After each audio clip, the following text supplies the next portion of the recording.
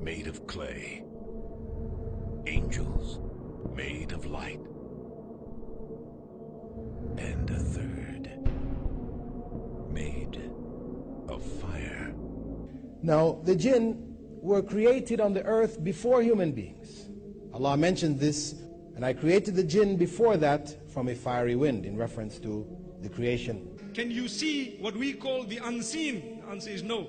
We believe that they are jinn kind. Can we see them? The answer is no. We believe the angels come and go. Can we see them? The answer is no. Which means our eyes are restricted to a restriction placed by Allah subhanahu wa ta'ala. It's definitely not a joke, man. There's a lot of real stuff going on out here in this world. Secret societies are real. You know, it's definitely very obvious, you know, that they're at work in the music industry, in the food industry, politics. Everywhere you turn is everywhere. You just got to read the signs, you know what I mean? The writing on the wall, basically, is all in front of your face. And yes, I know some people personally.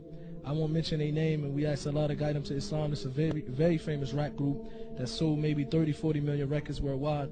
They used to actually be engagement and talking to devils, jinns, and worshiping the shaitan. And they told me stories how they used to be aided by the shayateen, and they was aided by the jinns and aided by the devils. So you have this in the music industry. What do we know about this person who dedicates his life to serving the shaitan? A person cannot become a magician until he reaches the highest form of disbelief from which there is rarely any return. The shaitan promises him riches, the shaitan promises him fame. Some people enter into magic because of doubts in their hearts. Some enter into magic because of their desires, and this is the majority. Sometimes people are lured into practicing magic because they enter into things like, for example, they get involved in tricks of the hand. Maybe it's a simple putting something under the sleeve and it comes out of the other side, and then they want more, like a drug addict. More and more. It's not enough to simply make a coin disappear in their hand and appear in the other hand. Then it has to be more and more and more until they go into things, maybe perhaps they go into a Ouija board or something like this, which involves calling upon the shaitan, and then once the shaitan gets hold of them, they go into it further and further. Some people are lured innocently into the practice of magic by reading books in which it says, try this, this is a particularly good thing, this will make your wife love you, this will make your husband love you, this will destroy your enemies, write these things, say these things, do these actions. So people come into magic in different ways. This is a woman who never heard of jinns. This is a woman who never heard of the unseen. Wicca, thank you. She said that she used to be in conversation with the jinns, the devils, the ghosts that some people might call it.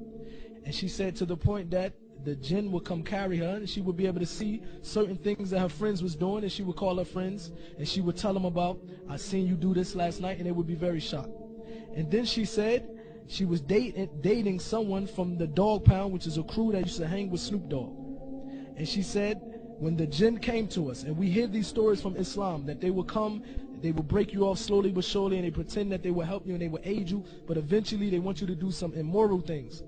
She said at the end, the shaitan or the jinn who was helping her came to her and said, we need you to have one more thing. When you do this last thing, we're going to put you on a whole nother level, for example. And just to mention what she said, not to go into details, they asked her to do something that was very, very immoral with not only the Dog Pound, with Snoop Dogg, but the whole crew. And she said ever since that day, she walked away and she stopped dealing with this religion because of the thing that it asked her to do at the end. And she started to investigate Islam. When she heard about the unseen, that Muslims believe in the jinns, and when she read about stuff describing the jinns and describing the shaitan, she knew instantly that this is who she was dealing with. God always wins at the end of the day. You know what I mean? Good always going to beat evil at the end of the day, man. No matter how bad it's looking, you know what I mean? No matter what's going on, you know what I mean? Good is always going to win. But right now, you know what I mean?